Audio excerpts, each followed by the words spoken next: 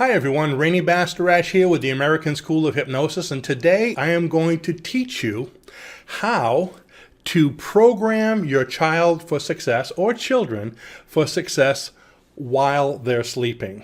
So this is a form of hypnosis, so don't discount it. It's something that's very powerful and should only be taken seriously. Now first, before we do it, I must tell you that programming them while they're sleeping is for something that is going to help them. This should not be used in any way for punishment or to get them to do something that they don't want to do, because under hypnosis, you can't make anybody do what they don't want to do, okay? They have to want to. So hypnosis is a helpmate that if you want to do something, it'll make it a lot stronger. So in other words, if you don't want to quit smoking, not kids, adults, if you don't want to quit smoking, hypnosis isn't going to make you. But if you have a slight desire, it will make that desire a lot stronger. So there has to be the desire. So I don't want you to hypnotize your children to do the dishes tomorrow or to do their homework if they really hate that. That you'll have to deal with, discussing it with them. But this is to help them with things like confidence, to have more confidence at school, to be more positive, to pay attention better, to make more friends, to help them to understand things, maybe to be better at math, to be better at history, whatever. And this works greater for the younger kids.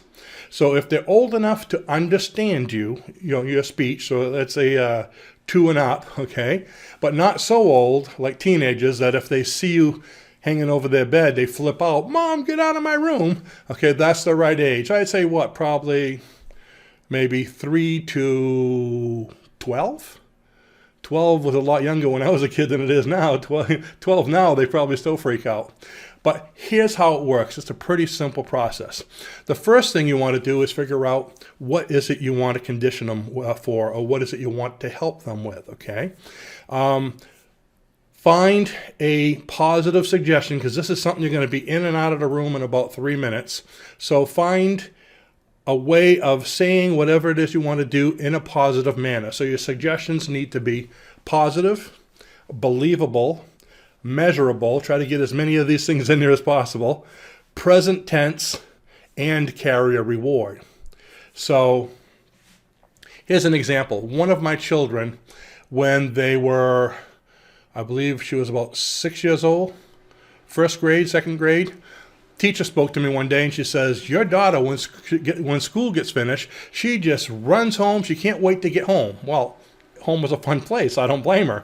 But the problem is everyone had their turn to help the teacher to clean the boards and to straighten out the room, this kind of thing here. She'd probably do it, but she was so excited she'd just leave. And she really wished that she would spend more time doing that. So what I did is I had my daughter, I figured out a nice little thing for her that I wanted to say to her. And I told her that I was going to be helping her with something in the evening. I don't want them to think that I'm hypnotizing them against their will or trying to sneak up on them. So I let them know, "Tonight, Daddy's going to come in your room and he's going to talk to you. Is that okay?" And she said, "Sure." So once she was sound asleep, I open up the door and I walk in the room, kneel down beside the bed, okay? Make sure they're sleeping. If they're still awake, or "What are you doing here?" Just, I'm taking care of the laundry and come back later, okay?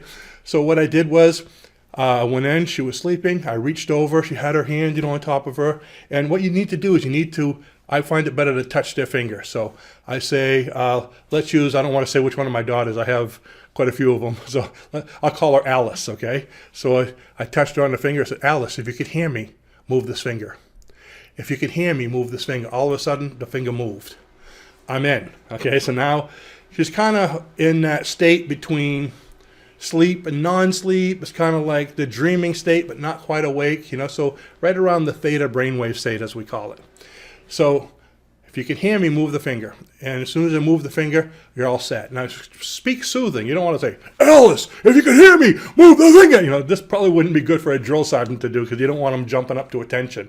Do it calmly.